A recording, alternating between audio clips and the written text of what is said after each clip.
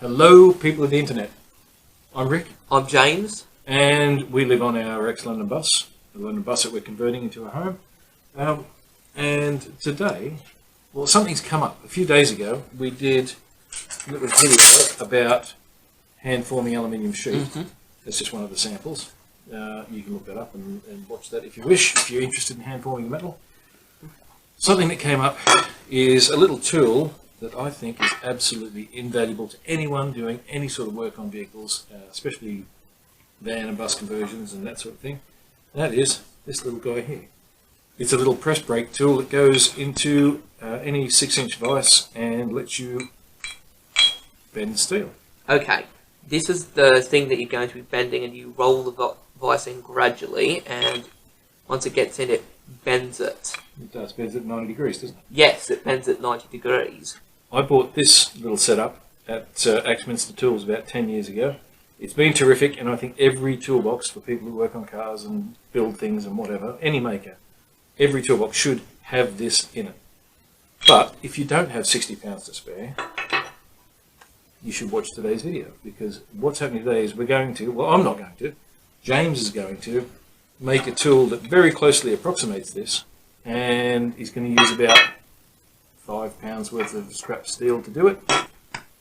You're going to go on for the ride. And anyone with any basic skills can do this. I mean, James is not even 15 years old yet, and the reason he's doing it and I'm not is I've been doing this stuff for about 1,000 years. No, that's not true. I'm about 1,000 years old, and I've been doing this stuff for about 800 years. James is 15. If he can do it, you can do it. You're going to make it. With scrap steel, of course, scrap metal. Where's the scrap metal? There, pick it up. There we go. Just get this for you. That's a piece of 100 millimeters, near enough 4 inches for Americans, and 6 millimeters thick, which is near enough 1/4 inch. And we just cut that off in different lengths and stack it a certain way, drill some holes, put some bolts through, and it will be what we need it to be. It's just straight out black mild steel, literally the cheapest stuff you can get your hands on. And this is second hand. This, you can see, it's been ground here. It's been welded into a machine for many, many years. We scrapped the machine, and so that's where this came from. Now, in the time-honoured way, I have the back of the serial packet that I've written all the dimensions on for James. Now, this is the metric version. Yeah. And don't bother looking at this. We'll type it up for you so you can see it properly. This is a metric version. This is the imperial version, or inches version. And these are all the sizes you need to cut the parts up to. Or, in this case, James needs to cut the parts up to. Okay, one piece is 60 millimeters times 100 times 6 millimeters. So, on this piece here, it's already 100 millimeters and it's already 6. So you just need to cut 60 millimeters off the end. Okay, next piece. 34 millimeters by 100 millimeters. Yep, by 6 millimeters again, just another 34 millimeters off the end.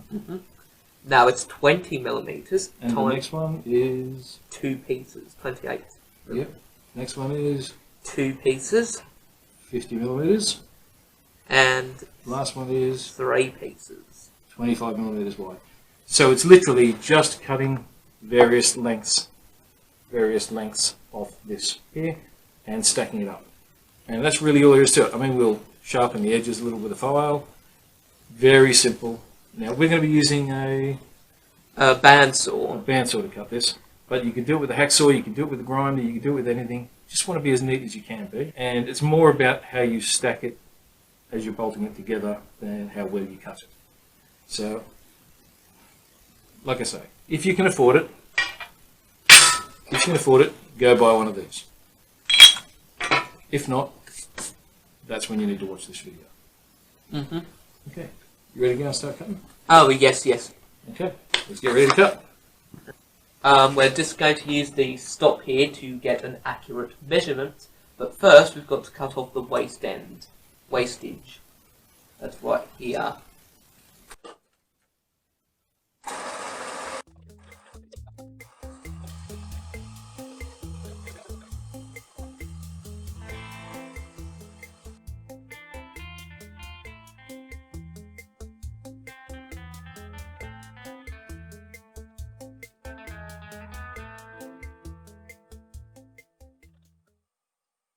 Alrighty, James has taken a heap of time now and cut these all to the right sizes. 60 millimeters, 28 millimeters, 20, 28, 34 millimeters. Sounds like a stack of random dimensions, but it is not. Because if we take this now and we stack them in that order, just like this, all of a sudden you see this start to form a V block. So you can see the V shape there. And what we're going to do is we're just going to file the corners off that one, this one, and this one. And we've got the exact V shape that we need. It corresponds with this shape here, if you can see that. So it's slightly different, but yeah, it's near enough. It'll do the same job. And then, if we take these ones, we'll just put those down for now, over here. We take these pieces, we've got 50, 25, 50, and 2 more 25s. I'll go there. Stack them up like that. That corresponds with this piece. This piece needs to be sharpened on that edge there. So we can press an internal angle of 90 degrees. So we'll make that a little bit sharper than 90, but not too sharp, because this original is using a slightly better grade of steel. So we can't afford to go too sharp on this, otherwise it would deform. And that's it. Once they're filed up, all we have to do is drill some holes through here, straight through the side, put some bolts in, and that's it. We've got... Yeah, that's all there is to it, really. The idea of this top part is it sits on top of the vice jaw, and we'll put a little pin in through there, or a little bolt straight through the bottom, so it hooks over and can't fall down. But the vice jaw itself will push against these, will push the blade into the V block, and form the metal. And that's all it has to do. So, mark these out nicely, and we'll go from there.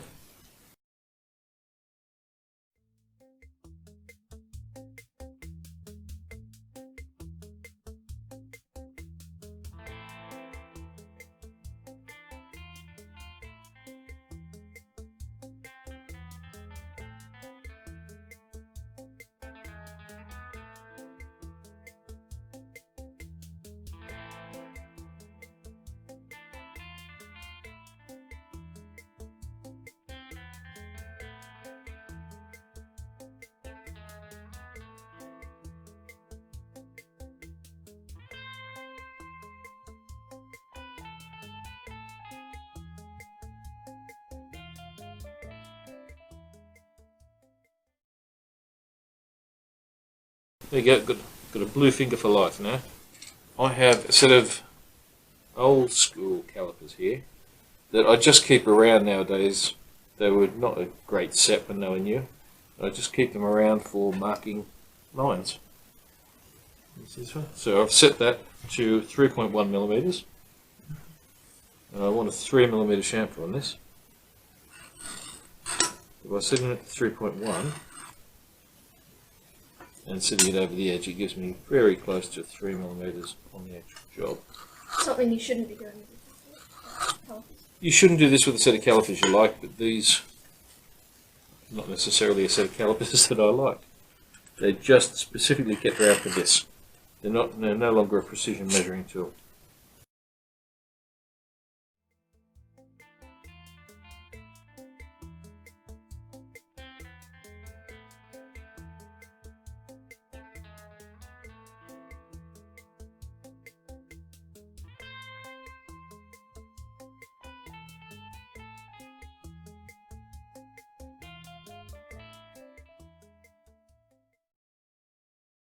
Okay, so we can let that dry a little bit harder. But you can see on there now, I think, you can see on there the scratch line, and in real life it's actually really quite visible. Just set that up in the vise at the right angle and just file that off. Won't take long at all. I mean, you could use a grinder, but frankly, grinder's not going to be anywhere near as accurate, won't give you as good a job. So that's what we do. So we've got all of these pieces, set them up in the vise and file them.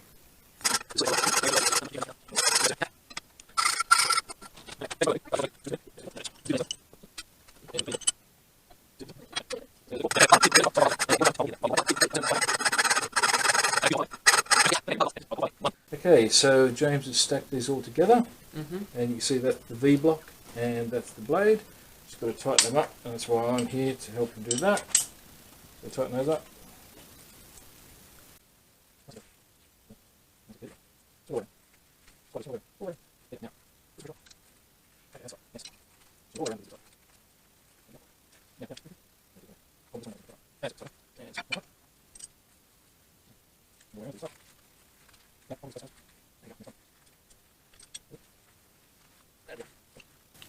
That's it. So that's that. So now all we have to do, now, it's got to be said, I designed this one so it'll fit into a normal 4-inch vise or 100mm vise. This is a 6-inch vise, but that doesn't matter. Okay, so there is, on the drawing, there's a hole that gets drilled and tapped in there that just hooks on the back and stops this falling down just while you're setting it up. We're going to use the world's best prototyping material to test it out. Pretty much just because we're a little bit impatient.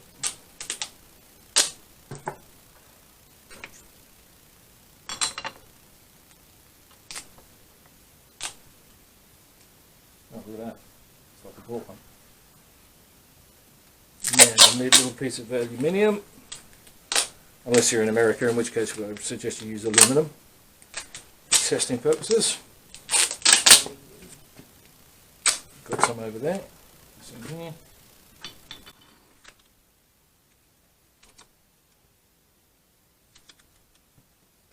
Now, put it in there. Wind the vise shut.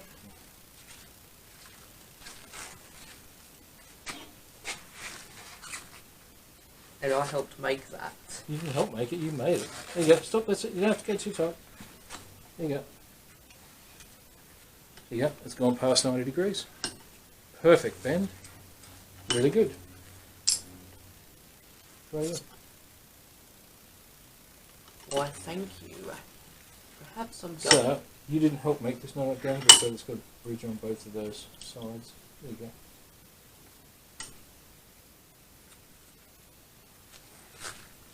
Now, look at it from the side to see when you get to 90 degrees.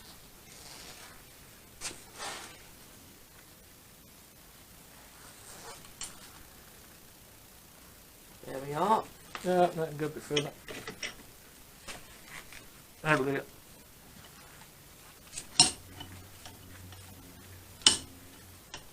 That's it, lift the slider out. Look at that. Now, just as a comparison, let's take this one off and we'll put the. Oh, let's just pull the paint off the vise. Axminster Tools one on. Yeah, we'll put the expensive one on that we bought a little while ago. By a little while ago, I mean 15 years. And just compare. This one's got some magnets in there.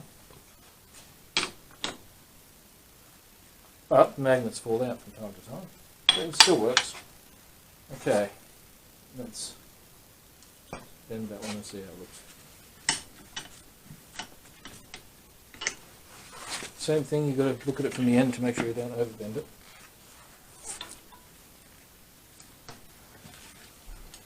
Slide it out here.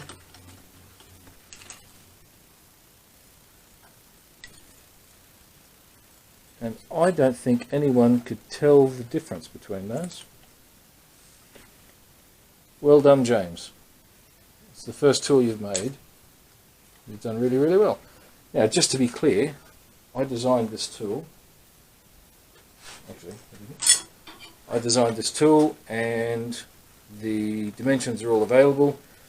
I don't think sketches are required, but I'll probably lodge the drawings somewhere for you as well. There'll be a link down below, so anyone can make this. This took a couple of hours and some scrap metal to make, and it does the job as well as this, which right now can be bought from Axminster Tools for about £62. They do a 100mm version for I think about £52. But yeah, cheap as chips. Make it yourself. Makes more sense. And once you've made it, you've got a tool forever. And what you don't then have to do, you don't have to use the time-honoured tradition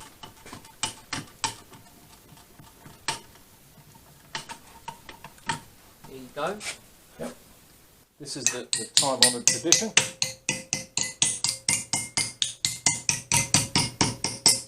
Which you'll see all over YouTube. So you've got, that is the hammered version with all the hammer marks on it. And that was just tapping it, so you can't help. You're going to get hammer marks. And this is James's. So you look on the inside, you can see the serrations of the vice jaw market in there. This one's nice and neat. It's just the right way of doing it. Go out to the shed, get yourself some scrap steel, get yourself a hacksaw or a grinder, and knock one up. It's cheap, it's easy, it's fun. And then you've got a tool forever. And it's a tool you made yourself, and that's always nice. How hard was it doing this? Not very at all. That's right. And I did a few little setup parts, and I was hanging around just to make sure James was safe. But apart from that, James did it. You know, he's not even 15 years old, and he did all of this pretty much himself. I neatened a few little bits up, just because, well, just to show him how. And that's it. And it's done. So we'll finish these off. We'll mark out off, because you have to mark out for that hole off the top of the actual vise you're going to use. And we're not going to use this vise with this. We've got a little 4-inch vise that James uses, and that's what this will be used on mostly. For it. Okay. And all of the dimensions as well. We'll put all of those at the end of the video. Just put them on some little still shots that you can freeze, write it all down, take a screenshot if you wish, whatever you do, and you'll have the details to make your own. Thanks for watching. Thank you for watching as well. Yeah, that's right. Look at that beautiful fuzzy hair. We are back. We are. And we've done what we promised we were going to do. We've put a screw in there, which is just a cheeky little way of cheating the system, really. Now, in the original part, they came with magnets, which stick them into place in the vise. Like, the magnets hold them into the jaws, and that's great. So that's how they originally were fitted. And that's all good and great and wonderful. But this is the budget version, and to buy those magnets would cost a few dollars, and we didn't want to do that. So all we've done is we've taken advantage of something that you'll find on most vices here. There's a hard jaw. There's a hard jaw. Yep. And between that there's a little gap. There's a ledge. There's a ledge. So all you have to do, put that in here. That's right. There we go. Now, to work out the right place, you just take a set of calipers or a rule or whatever, and you'll usually find this is within about 12 to 15 millimeters wide. This one happens to be almost exactly 14 millimeters, and we are using an M6 screw, which is a 6 millimeter diameter screw. So you just literally mark out a spot, 14, which is the width of that, plus 3, which is half of the width of the screw. Mark out a spot, drill a hole in that position, and tap it so that when you put the screw in there, it has a gap of exactly 14 millimeters or a little bit more, slightly more, between the inside of the screw, there and this face, and it just lets you hook it over like that. Now, the reason we use a screw rather than a pin is you can actually adjust the height if you want to. It's all very basic and straightforward, and it doesn't have to be great. Even if it's hanging down a little bit, what will happen when you go to bend something, just kidding, not going to bend my verniers, when you go to bend something, it will all just put a bit of pressure on there, and you'll see right at the end there, it all pops up and lines up. So if it hangs down a little bit, it doesn't matter. And there's a bend. Yeah. So we do exactly the same thing on the other half, you can see there. Once again, that measured 14 millimeters, same M6 screw, 14 millimeters, plus half of 6 millimeters gives you the center of the hole, and we just put it roughly in the center. Actually, this is exactly in the center, and it needs to be roughly in the center, and it will do the job just nicely. And here we go again. Another bend. You can do return bends fairly close together. James is going to do a demonstration. So Get all over there and do it.